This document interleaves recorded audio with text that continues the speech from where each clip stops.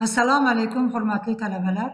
Elektronika va mikroprotsessorli texnikalar fanidan 3 va 4 ma'ruza mashg'ulotlarimizni kombinatsion turli raqamli mikrosxemalarga bag'ishlangan ma'ruzachi texnika fanlari doktori dotsent Alimova Nodira Botirjonovna va bugungi mashg'ulotimizda raqamli integral mikrosxemalarning kombinatsion turli qurilmalari oilasiga mansub bo'lgan shifratorlar va deshifratorlar, multipleksorlar va demultipleksorlar, jamlagichlar haqida gap ketadi. Bizga ma'lumki, ishlash prinsipiga ko'ra barcha mantiqiy elementlar ikki sinfga bo'linadi: kombinatsion hamda tadrijiy. Kombinatsion qurilmalar deb chiqish signallari kirish o'zgaruvchilari kombinatsiyasi bilan belgilanadigan, ikkita vaqt momentiga ega bo'lgan, xotirasiz mantiqiy qurilmalarga aytiladi. Kombinatsion qurilmalar ham emas va yoki emas hamda boshqa alohida elementlar yordamida yoki o'rtacha integral sxemalar yoki katta va o'ta katta integral sxemalar tarkibiga kiruvchi integral mikrosxemalar ko'rinishida tayyorlanadi. 10lik, 8lik yoki 16talik sanoq tizimidagi raqamlarni ikkilik kodga o'zgartiruvchi kombinatsion mantiqiy qurilma shifrator yoki koder deb ataladi. Shifrator n'ta kirish va n'ta chiqishga ega bo'lib, kirishlardan biriga berilgan signalni chiqishda n razryadli parallel kodga o'zgartiradi. Agar shifrator n'ta chiqishga ega bo'lsa, u holda uning kirishlari soni 2 ni n'inchi darajasidan kam bo'lmasligi lozim. Agar 2 ni n'inchi darajasi kirish va chiqishga ega bo'lgan shifrator bo'lsa, u to'liq. Agar shifratordagi kirishlar soni 2 darajasidan kichik bo'lsa, u to'liq bo'lmagan shifrator deb ataladi.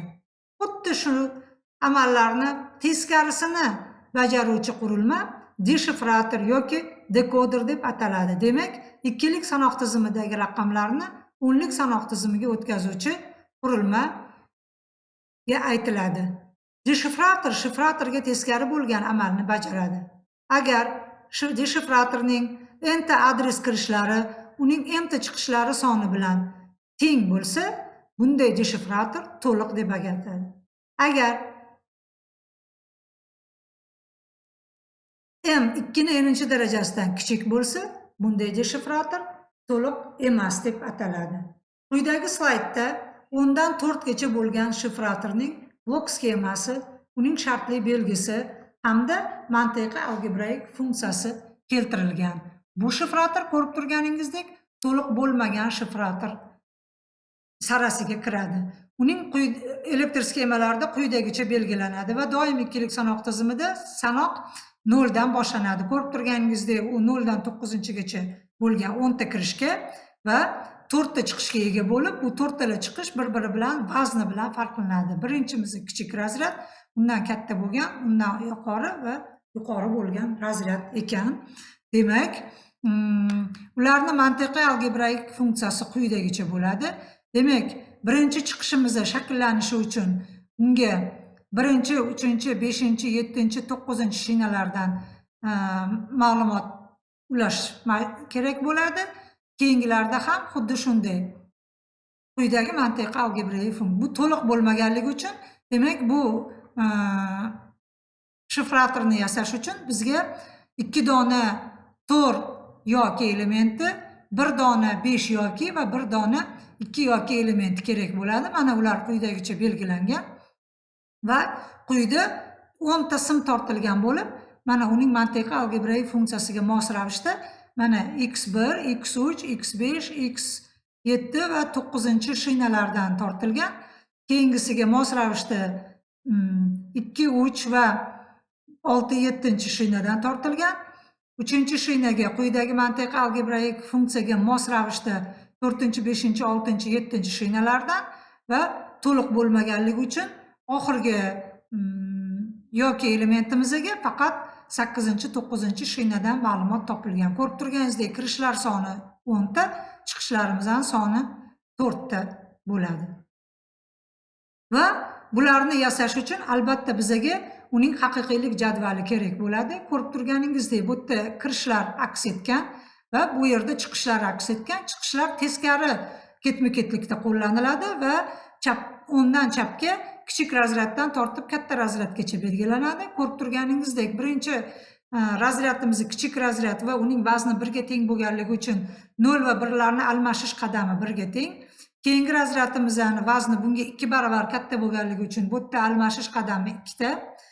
Keyingisi bunga nisbatan vazni 2 barobar katta bo'lganligi uchun bu yerda 0 va 1 larni almashish ketma-ketligi qadami 4 ga teng va oxirgi ustundagi 4 ga 2 barobar katta, demak 8 ga teng. Bu to'liq bo'lmagan shifrator bo'lganligi uchun, demak quyidagicha yakun topadi va kirishda o'nlik sanoq tizimida 0 degan ma'lumotni yozishimiz uchun biz faqat x0 kirishgagina 1 beramiz, qolgan kirishlarda 0 shakllantiramiz. Kirishda o'nlik sanoq tizimida 1 degan ifodani yozish uchun x birinchi kirishga 1 qo'yamiz, qolgan barcha kirishlarga 0 shakllantiramiz. Chiqishda esa u ikkilik sanoq tizimida 0001 bo'lib chiqadi va aksincha mana oxirgi 9-pozitsiya, demak faqat x9-ga 1 qo'yamiz, qolgan barcha kirishlarga 0 bo'ladi. Demak, chiqishdagi kombinatsiya 1001. Agar vaznlarni qo'shadigan bo'lsak, 8 ga 1 ni qo'shadigan bo'lsak, haqiqatda 9 degan natija olar ekanmiz. Xuddi shu haqiqiylik jadvali deshifrator yasashda ham qo'llaniladi. Ko'rib turganingizdek, bu quyidagi slaydda 4 dan 16 ga bo'lgan, ya'ni to'liq deshifratorning shartli belgisi hamda uning blok sxemasi keltirilgan. Demak, ko'rib o'tgan bo'lsak, uni shartli belgisida shifratorga teskari bo'lgan. Shifratorda CD edi. Deshifratorda esa DC harfi qo'yiladi. Kirishlar soni 4 ta, chiqishlarimizdan soni esa demak mos ravishda 16 ta bo'lib, bunda aksincha ikkilik sanoq tizimida ifodalangan axborot chiqishda o'nlik sanoq tizimida ifodalanadi va uning blok sxemasi quyidagicha. Demak, ancha murakkab bo'lib, demak mana bu ikkilik sanoq kirishlarimizdan soni 4 ta bo'lsa, 4 ta invertor hamda mos ravishda 16 ta va emas elementi talab etiladi. Keyingi kombinatsion raqamli qurilmamiz multiplexer deb ataladi. U bir necha manbadan berilayotgan ma'lumotlarni bitta chiqishga uzatib berish uchun mo'ljallangan qurilma hisoblanadi va u aynan qaysi chiqishga ulab berish kerakligini adres, ya'ni manzilni ko'rsatuvchi kirishlar belgilab beradi. Buni biz xuddi televizorimizni pultiga qiyoslasak bo'ladi. Demak, biz televizorimizni ekranida faqat bitta kanalni ko'rish imkoniyatiga egamiz va aynan qaysi kanalni ko'rmoqchiligimizni biz pult orqali raqamini teramiz.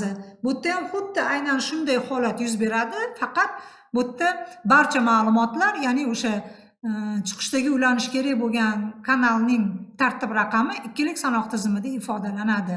Demak, multiplexerda kirishlarimiz 2 turga bo'linadi. Birinchisi ma'lumotlar uchun mo'ljallangan kirishlar bo'lsa, keyingisi boshqaruvchi, ya'ni adresini shakllantiruvchi kirishlar bo'ladi. U yoki bu adres kirishlari liniyasini tanlab berishimiz kerak bo'ladi.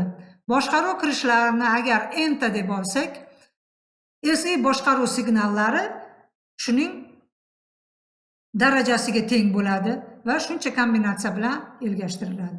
Demultiplexer esa multiplexerga teskari bo'lgan amalni bajaradi. Demak, u bir kanaldan qabul qilayotgan ma'lumotlarni bir nechta qabul qilgichlarga taqsimlash vazifasini bajaradi. Ya'ni multiplekslashga teskari bo'lgan amalni bajaradi.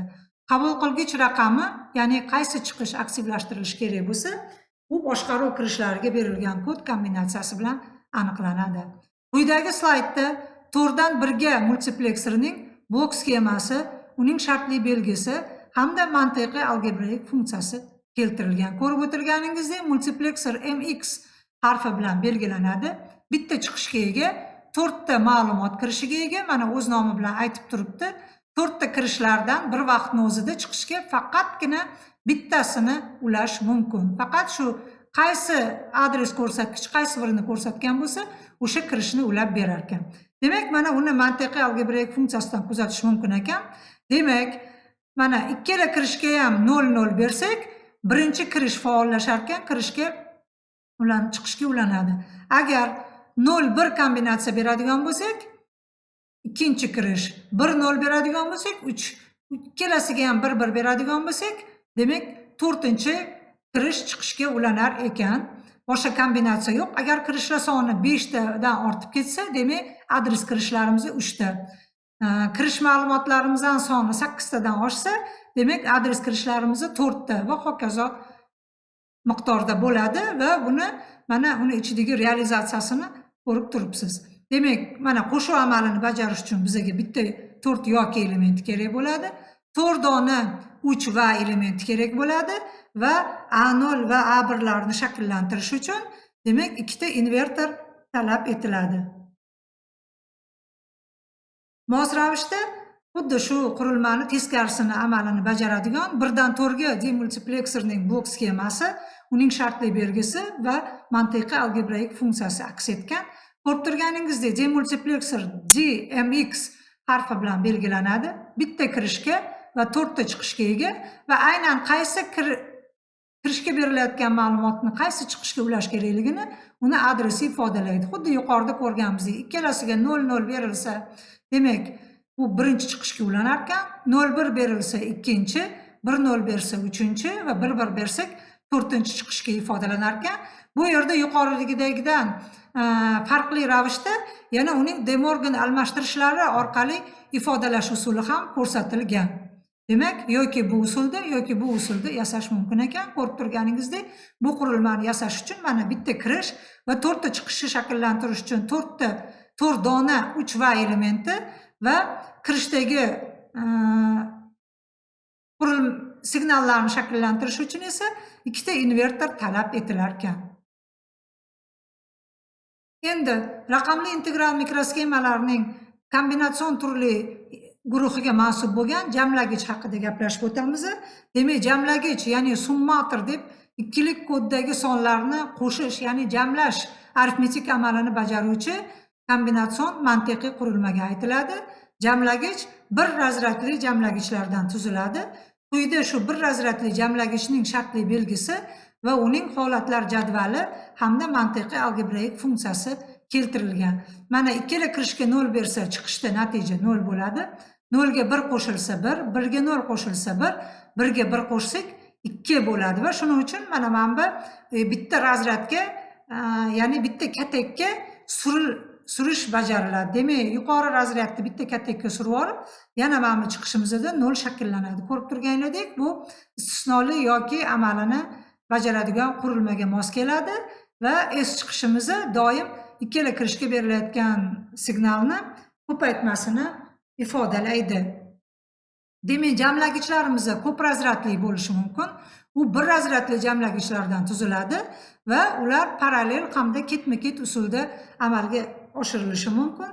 Parallel usulda ishlaydigan jamlagich ko'p razryadli ikkilik sonlarni barcha razryadlarda bir vaqtda amalga oshirsa, ketma-ket usulda bajaradigan jamlagichda esa bu ikkilik sonlar kichik razryaddan boshlab ketma-ket amalga oshiriladi. Bunday jamlagich ancha sodda tuzilmaga ega bo'lgani bilan ishlash tezligi past bo'ladi. Parallel jamlagich esa ishlash tezligi yuqori, lekin sxemamizning konstruksiyasi ham birmuncha murakkab bo'ladi. Va hurmatli talabalar, sizlarga shu mavzu yuzasidan mustaqil ish sifatida dasturlanuvchi mantiqiy matrisalar haqida ma'lumotlarni o'zlashtirish maslahat beriladi, tavsiya beriladi deb aytsak ham bo'ladi. Shu bilan bugungi ma'ruzaga bag'ishlangan materiallarimiz tugadi. E'tiboringiz uchun rahmat. Sog', salomat.